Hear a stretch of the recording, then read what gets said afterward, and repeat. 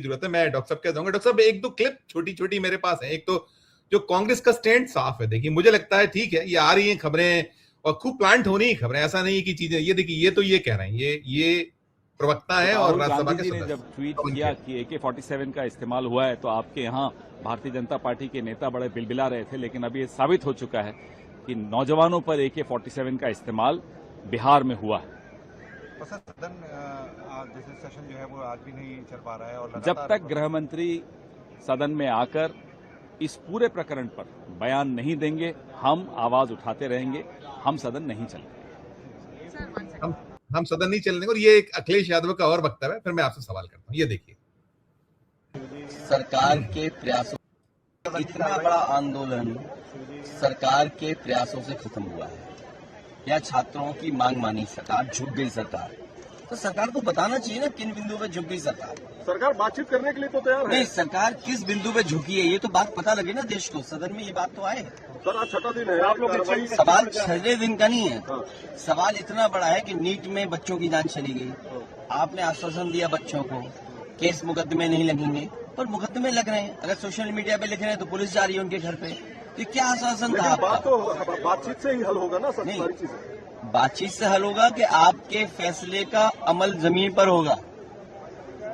जिन परिवारों के बच्चों की जान की क्या मदद की है सरकार ने अभी तक? क्या कोई स्टेटमेंट आया कि आपके चैनल पे चला क्या ये बात कि उनके परिवारों को ये मदद करने जा रही है सरकार? और ये कहा कि मुकदमे नहीं लिखे जाएंगे, मुकदमे तो लिखे जा रहे हैं। बिहार में देखिए कितने बच्चों को जेल भेज दिया गया। बिहार में AK-47 और हाँ, AK-47 एक की जान चली गई सुनने में आ रहा है, कई लोग घायल हैं। यूपी में इस तरह का कई इंसिडेंट्स हैं, सोशल मीडिया पे लिख देते हो तो जेल भेज दे रहे हो आप। सर वो ऐसे कह रहे हैं, आपसे बातचीत करने के लिए कह रहे हैं कि विधानसभा चुनाव से अरे मैं सुबह भी बता गया तो फिर क्यों बता? ये लगा देखिए AK-47 ये है सर, वो मेरे पास मैंने पहले भी दिखाया था, ये दिखाया था। और एक उसका बयान है अपने तेजस्वी का, ये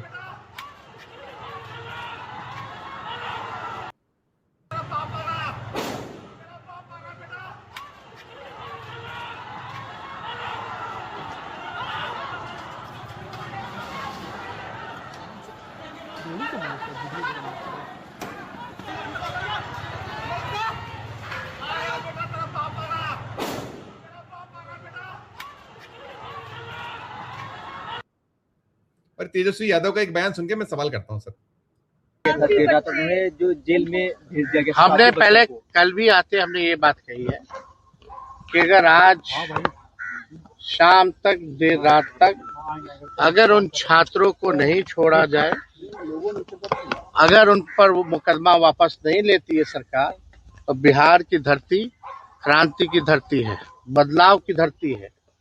बड़ा आंदोलन हम लोग खड़ा करने का काम करेंगे और छात्रों को न्याय दिलाने के लिए राष्ट्रीय जनता दल हम सब लोग मजबूती के साथ लड़ाई लड़ेंगे। और ये सरकार से निवेदन नहीं है फिर बाद में सम्राट चौधरी और इनकी नौटंकी सरकार, ड्रामेबाज सरकार ये ना कहे कि भाई इन्होंने इंटीमेट नहीं किया। आप लोगों के माध्यम से सीधे सम्राट चौधरी को हम ये बताना चाहते हैं, बड़ी बड़ी बातें ना करें। मुख्यमंत्री के पद पे आ गए हो भाई, किसी तरह कुछ काम कर लो। कुछ काम नहीं कर सकते हो तो अपने घर चले जाओ, लेकिन निर्दोष छत्याओं की हत्या का कोशिश मत करो। और जिन लोगों ने गोली चलाई आदेश हुआ है, बताओ छात्रों पे हत्या का मुकदमा लगा रहे हैं, अटेम्प्ट टू मर्डर का मुकदमा लगा रहे हैं। क्या अटेम्प्ट टू मर्डर का मुकदमा जिन छात्रों को गोली लगी है तीनों को, क्या सम्राट चौधरी उनकी सरकार या अधिकारियों पर नहीं लगनी चाहिए? उनकी जान बची है, 1 इंच भी इधर से इधर होता, उनकी जान चली गई होती तो इसका दोषी कौन होता? या आज वो अस्पताल में पड़े हैं, जान बची है, उसका दोषी कौन है? किस पे FIR होना चाहिए? किस पे मुकदमा होना चाहिए? किसके आदेश पे हुआ? एक सिपाही को, छोटे लोगों को आप जो है हटा करके आप चाहते हैं कि आप बचे रहें, ये हर किस होने वाला नहीं है। देखिए डॉक्टर साहब, सवाल यही बड़ा है कि जो असली दोषी हैं, जो मुख्य आरोपी हैं, यहाँ भी यही उठ रहा है। सेंट्रल में जो मसला है कि धर्मेंद्र प्रधान का इस्तीफा नाकाफी है और कह रहे हैं कि ये तो झांकी है, अभी बहुत कुछ बाकी है जो बातें हो रही हैं। और इसीलिए जो अभी अनिल सर ने कहा कि अब जो विपक्ष ने अपनी तोप का जो है मुंह मोड़ दिया है वो अमित शाह की ओर, तो यही भय है, यही डर है। और हर जगह आप अभी जितनी आपने वादे की, जितनी बातें की, आप केवल दमन दमन, और ये भी निकल के आ रहा है कि विद्यार्थियों को तो डरा ही डरा रहे हैं, भयभीत कर रहे हैं, उनको पोस्ट मिटाइए, ये हटाइए, साथ में उनके पेरेंट्स जो जो दमन हो सकता है कर रहे हैं। आप कथनी कुछ करनी कुछ, सब पर आपकी प्रतिक्रिया। संजीव सर, देखिए, मैं पहले भी इस प्लेटफॉर्म पर या दूसरे प्लेटफॉर्म पर एक ही चीज कहता हूं कि जो मूल चरित्र होता है वो नहीं बदलता। तो दबाव बढ़ा, आपने इस्तीफा ले लिया, लेकिन उसको आपने फिर जिंदाबाद कर लिया। ये कोई पहली बार थोड़ी हो रहा है। मॉब लिंचिंग के जितने आरोपी थे जेल गए थे, जब जब जेल से छूटे तो उनको माला पहनाने कौन गया? बीजेपी के मंत्री जाते हैं, उनके नेता जाते हैं, विजय जुलूस निकालते हैं। बुलंदशहर में एक इंस्पेक्टर की हत्या कर दी थी गुंडों ने, और जो हत्यारे थे अभियुक्त, उन सबों का भी स्वागत किया गया। तो आपका मूल चरित्र में दो चीजें हैं।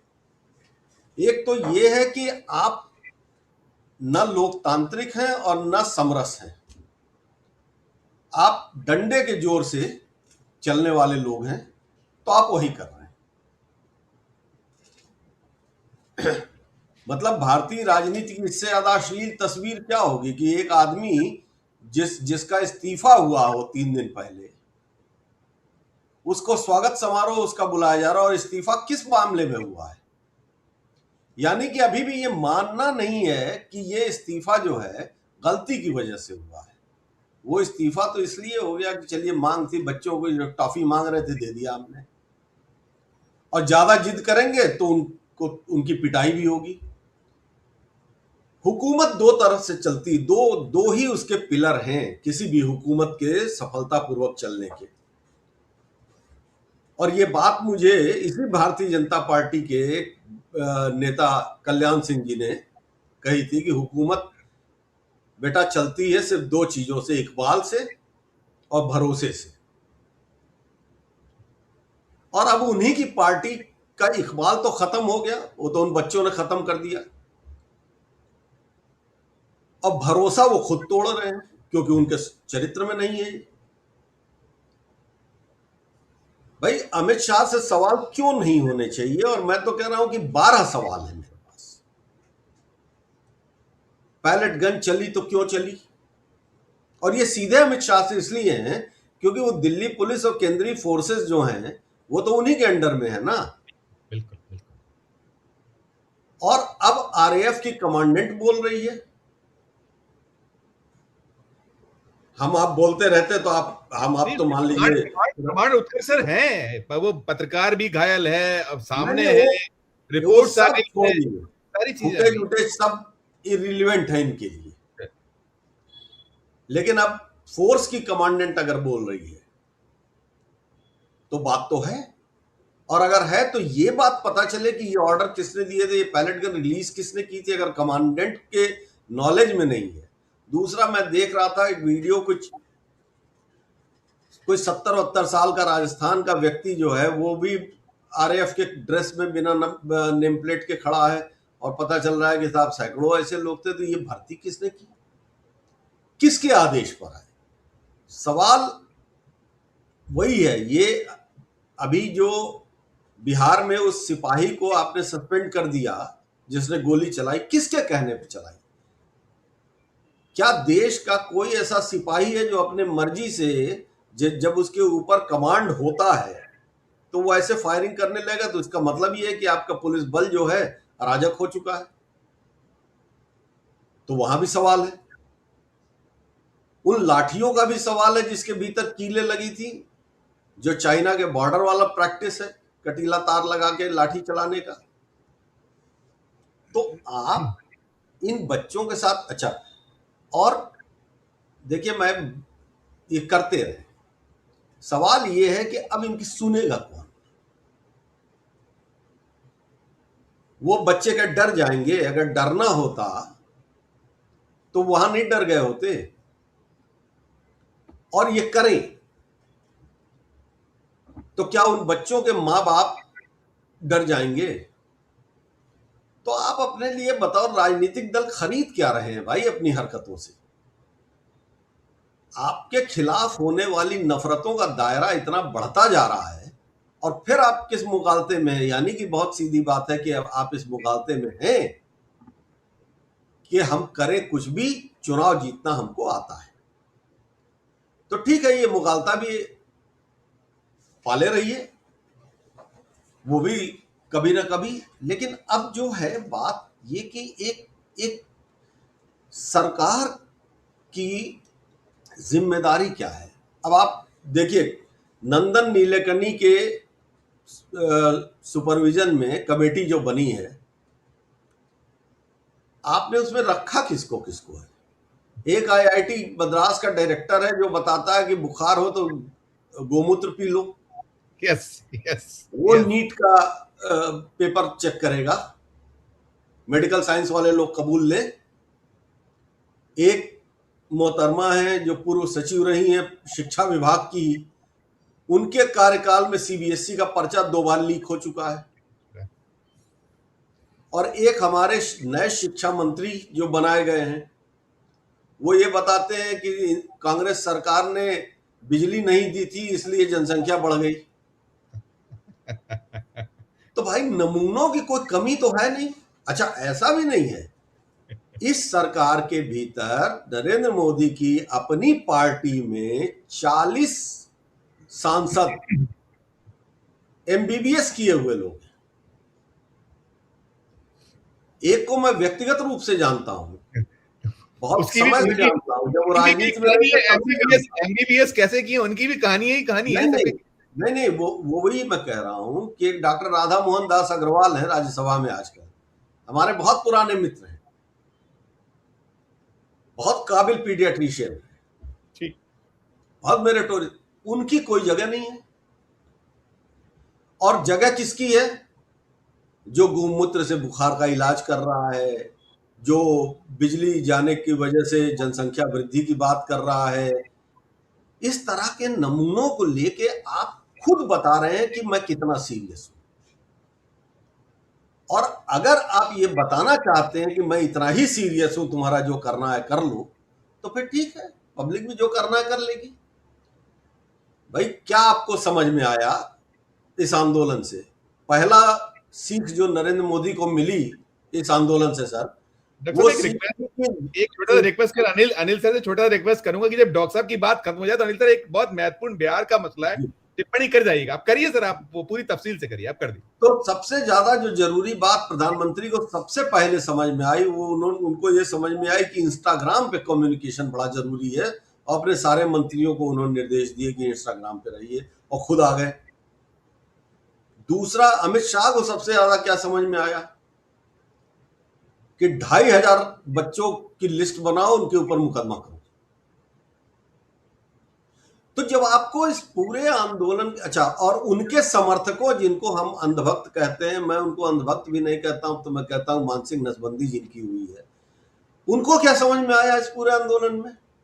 बच्चे गाली बहुत दे रहे हैं, बच्चों का कपड़ा बहुत खराब है। विषय इन तीनों में से किसी को नहीं समझ में आया सर। मुख्य मुद्दा इन तीनों में से किसी को नहीं समझ में आया है, और यही इनका चरित्र है।